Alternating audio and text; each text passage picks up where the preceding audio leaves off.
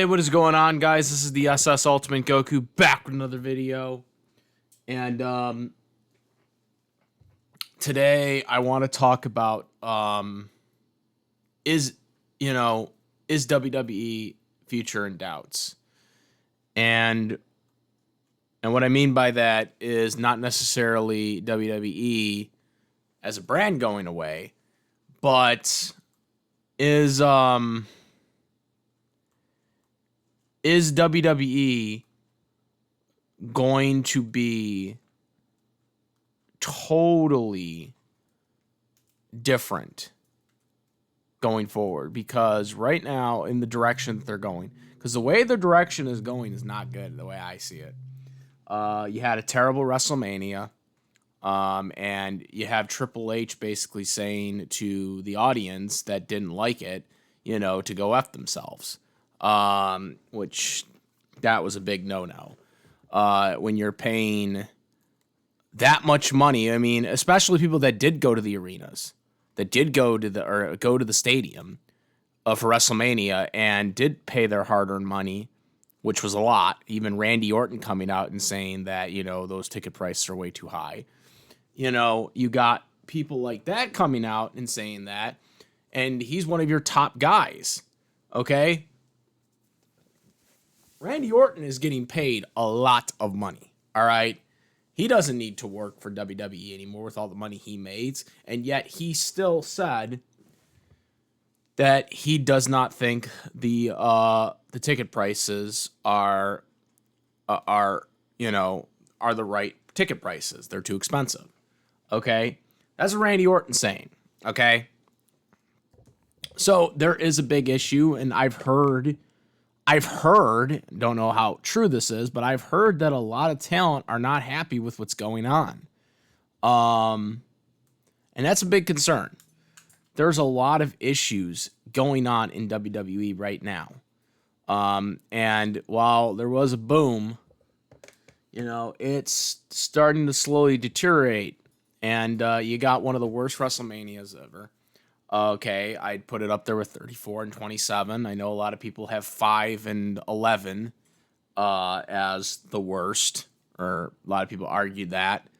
I don't think those WrestleManias were as bad as the ones I named,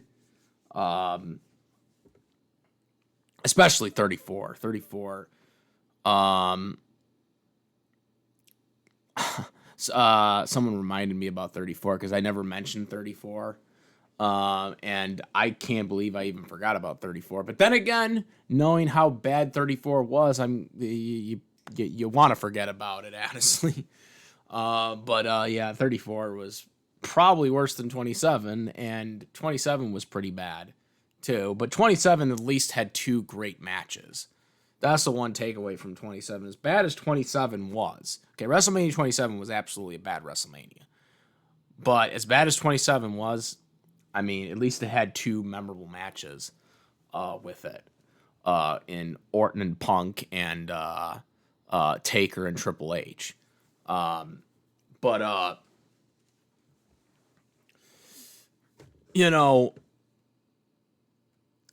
The way WWE is going, this whole mindset of the wrestlers and the way they're booking and everything, with the mismanagement between Rock and Triple H is one thing.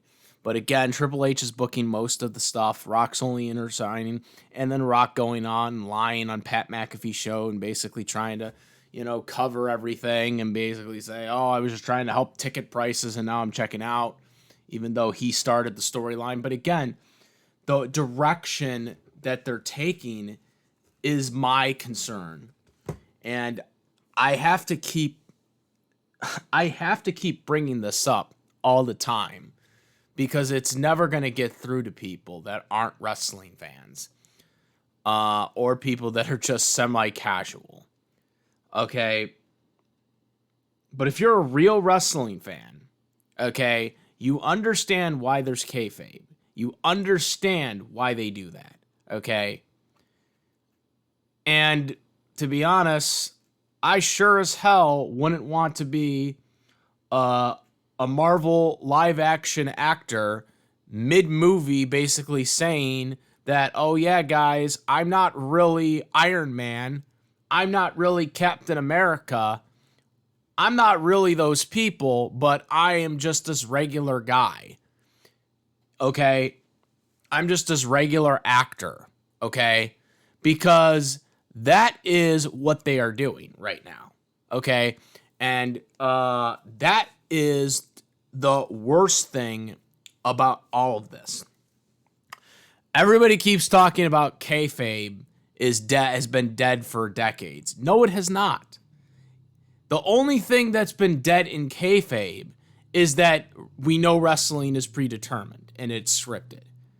Okay, that's the only thing that was killed in kayfabe. Okay, in terms of the stuff that they were doing in storylines, that stuff was kept sacred. Okay, and the interviews that they would give in character. You know, like that's another thing I don't like about what they're doing today. And this kind of started a while back, even when Vince McMahon was still around, the whole idea of doing interviews outside of character, like not like portraying the character that you're on television on, like when you're doing interviews. I hate that. I don't like that at all. I don't like wrestlers going on podcasts and fucking basically saying, oh, well, this was what the original idea was, and I came up with that idea, and I came up with this idea. It's too much. It's too much, okay? Doing that hurts what you are seeing beyond belief in the ring, okay? You know, the expense, you know, the disbelief. You know, you are ruining that by going on podcasts, going on interviews, and basically, you know, obviously if you're like a legend or something like that and you're long retired from the business, that's one thing, okay? That's different because you're no longer there anymore, okay? You're not doing it anymore. But when you're still active there and you're talking about a storyline that just like ended 4 months ago, for example, and now you're explaining what the idea method was behind it, I don't like that. I don't like people talking about it because it ruins the element. It ruins the element of, you know, the disbelief, okay? They're ruining that by talking about it. And so that's been started, that's been going on for a while now. But now it's going too far. Now apparently they have some new show on Peacock or Netflix, where basically they revealed, you know, the matches or potential matches for WrestleMania. This was back in January before the Royal Rumble happened. Okay, so they're showing this stuff. They're showing the secrets of what they were thinking before January, which, based on what I saw, I feel like Punk was actually supposed to win the Rumble, so I'm even more pissed off knowing that. No, I think the original plan, I think they had Punk and Roman Reigns on the chart or whatever, right? Without Seth Rollins. I think what the plan was supposed to be was Roman Reigns was supposed to beat Gunther for the world title, and Punk was going to win the Rumble because Jey Uso wasn't even listed on there. Okay? That's what I think was supposed to happen. Because if you think about it, you go back to January, the way they were setting up. Well, they were setting up that Punk Cody thing, which if they would have done that, then it would have been Punk Cody. I think what the idea was Punk was going to win the Rumble and he was going to wait to make a decision until like Elimination Chamber or something like that, or close to Chamber, and that was going to lead to Roman Reigns challenging Gunther for the title. That's what I think was supposed to happen. But then they wrote that off.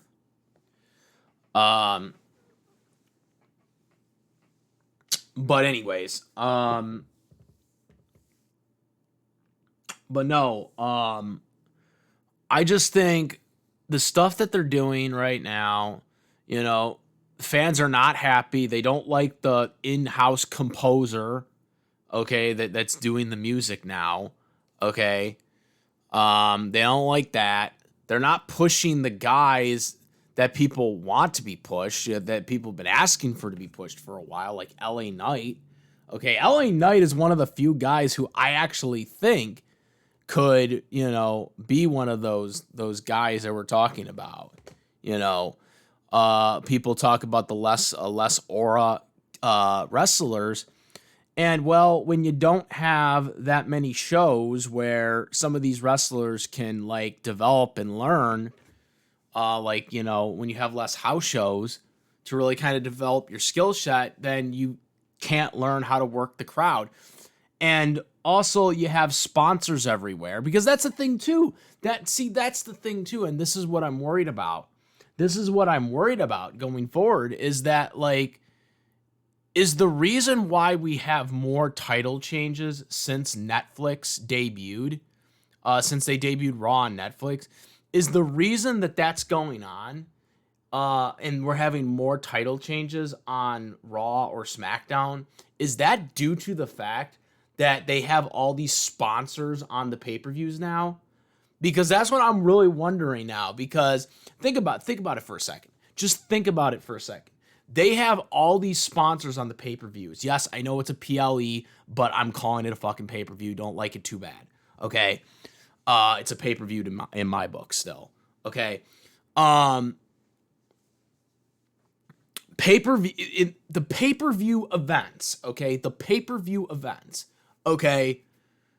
Those are when you're supposed to have like a new champion crown. That's supposed to be the crowning achievement, because this is where you're paying the most money for it. These are the big events, okay? But ever since Netflix took over Raw, we're seeing it differently. We're seeing more title changes on television now. And I have no issues with television title changes, don't get me wrong. But we're seeing it at an excessive level now. We are seeing it at an excessive level, where it's like, why are we having this many done? Okay, sometimes it's even back to back in some cases. Like, I'm really wondering if it's because of all the sponsors they have in the pay-per-views now. Because, again, there are no pay-per-view monies anymore. You don't have pay-per-view buy rates anymore. All right? Because these are all now PLEs, right? They're all through Peacock and Netflix and stuff like that. So they're not getting buy rates for it, because you're paying for a streaming service for these things. Okay? You're paying for a streaming service. All right? So WWE is not getting money monthly from Peacock or Netflix. They're getting the money from the ad revenue and the viewer rate too, because obviously they have to get money through that. But the bulk of their money is coming from these sponsors that they have in the ring, or in the ring, or outside of the ring, with like the stuff in the barricades, like the Prime bottle, all that shit that they have. That is what's giving them the money to pay for all those pay-per-views that they're doing.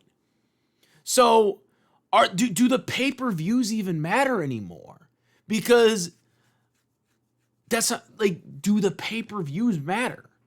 Do they matter now? Because if it's just an ad fest, plus we also have those ads during the video packages, those mandated ads that they have, which pisses me off, by the way. You have to have like I think you have to have like a special like subscription or whatever to get the video packages for the feuds now, because now they got the ads on there. There was a way a while back where if you were watching it live, you could click out of the event and click back in, and you would see the pay-per-view you would see the video package instead of the ads, if you timed it really correctly.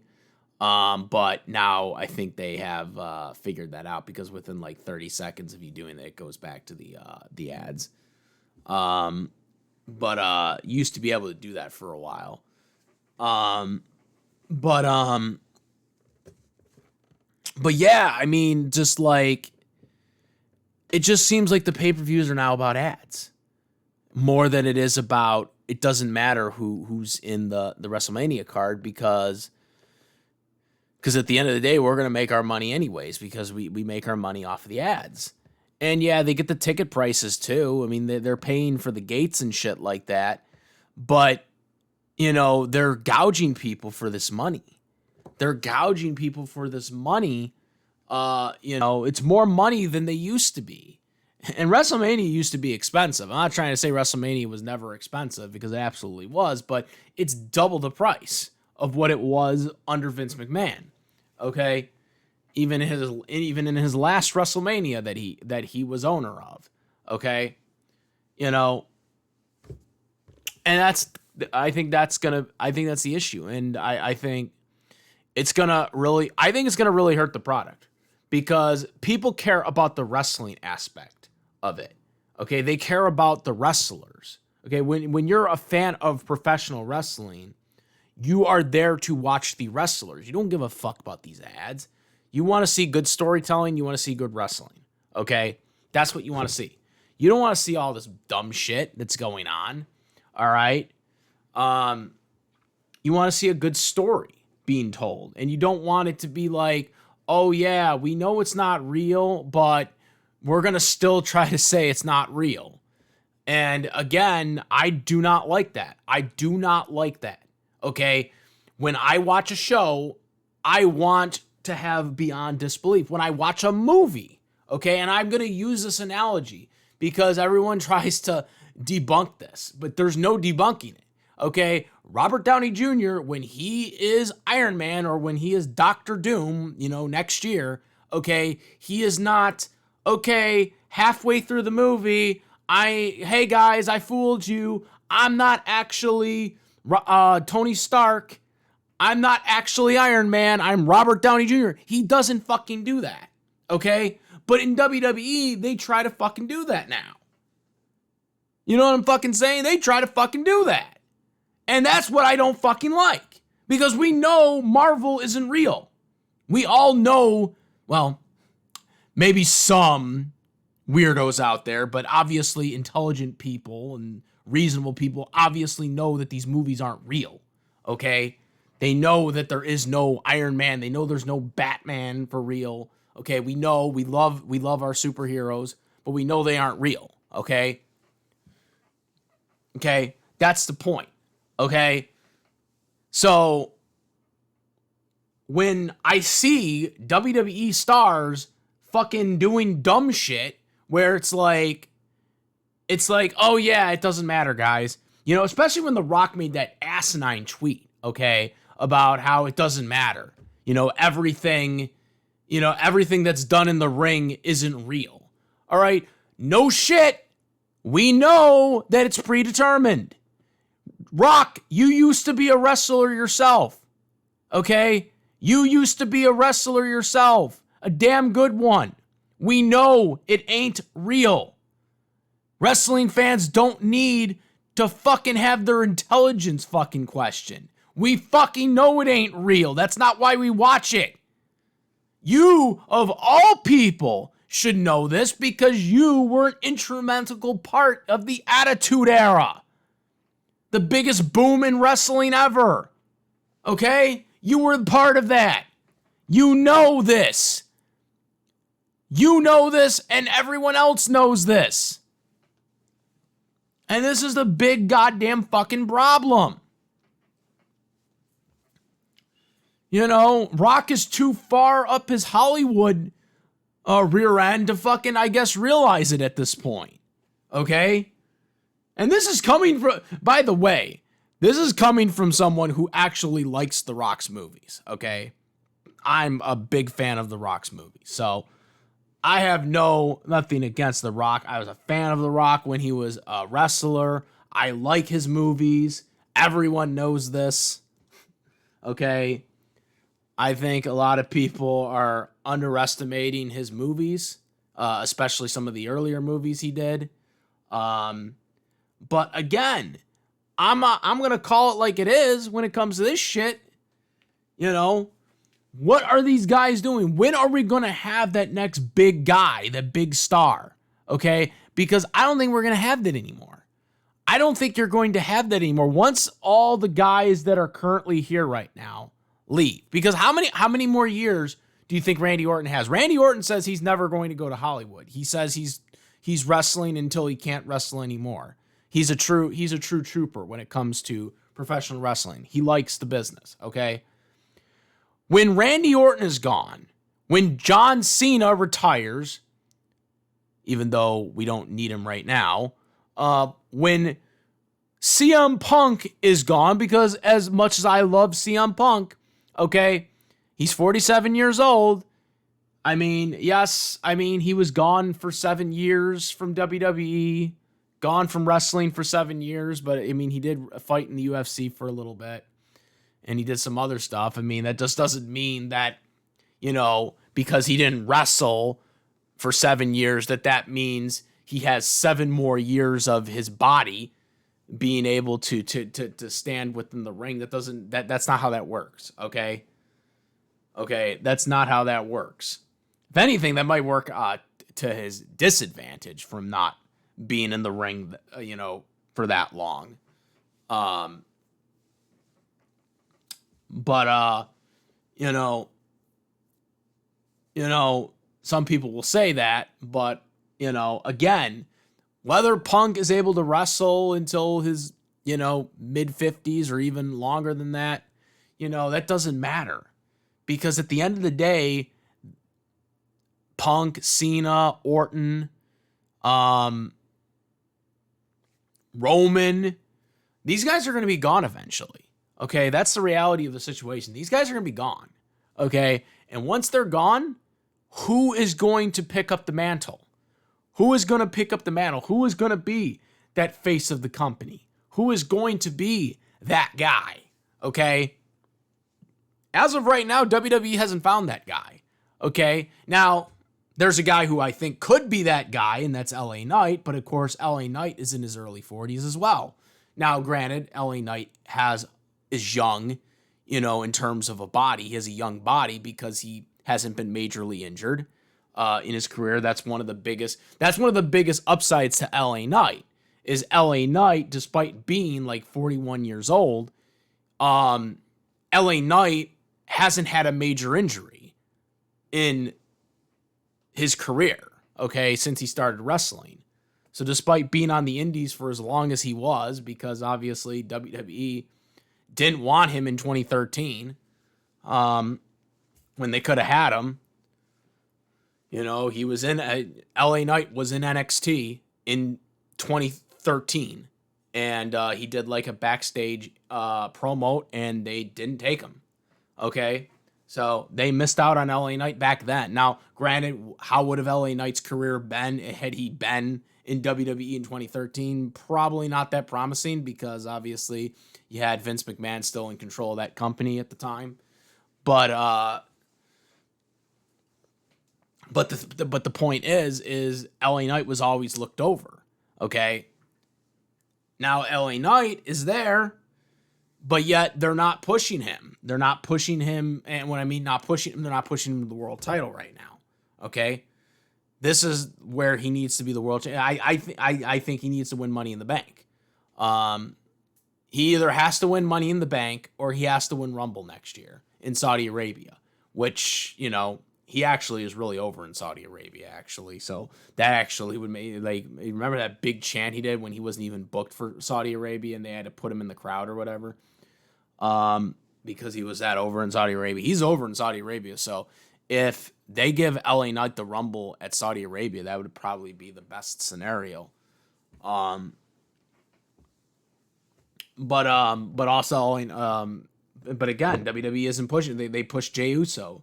They gave Jey Uso that spot. He took a lot of the stuff that he did, and that they did what they did. Also, and speaking of the whole ringside thing, that's another thing I don't like. I don't like the wrestlers being at ringside. Like in terms of being with the crowd or whatever, sitting with the crowd. Why are they sitting with the crowd? You are a wrestler. Why are you sitting with the crowd? Okay? That doesn't make any sense. Okay? That doesn't make any goddamn sense that they would just be sitting with the crowd.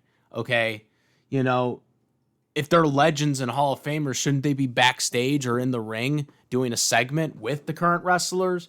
That's another thing that I think WWE came up with that I think is really stupid right now.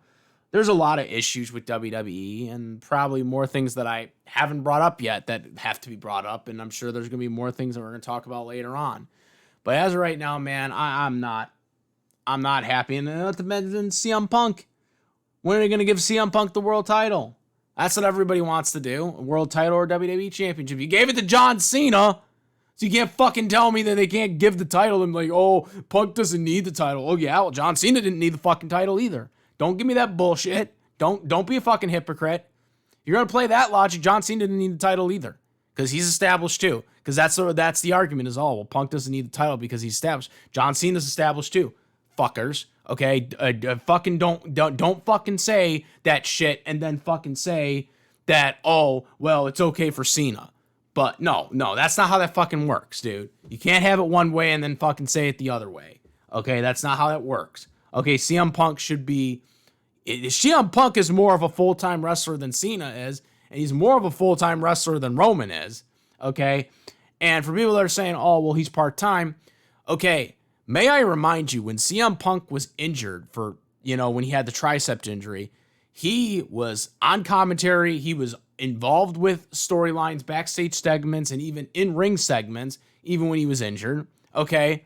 Fucking once he was cleared to wrestle, he wrestled or showed up to Raw to do a promo in almost every Raw, and he wrestled in and when he did wrestle, he wrestled in some of the most brutal matches.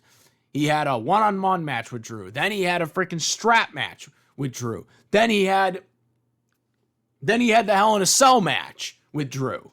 Then he had a freaking War Games match with Drew. Or War Games, or whatever, with the new Bloodline or whatever. Freaking Rumble. Then he had the Chamber. Okay? And then he had a cage match. Okay? He was in some of the most brutal matches this year. Okay? This year and last year. Okay? So don't give me that Punk isn't full-time. It fucking is only part-time. It's like, dude, he's been more participating with these matches and feuds and storylines all last year and this year. Okay? If anybody deserves to have one final run, it shouldn't be John Cena. It should be fucking CM Punk. Punk's been there the whole time. Cena freaking just comes and goes as he pleases. Okay? Like, no, that's bullshit. Okay? But yeah, guys, that's my thoughts. All I gotta say right now. Sure, more to come. But yeah, guys, comment, rate if you like this video, my videos. Please subscribe, hit the notification bell for the latest content. Thank you. And that's about it, guys. I am the S Ultimate Goku, and I'm out of here. Peace.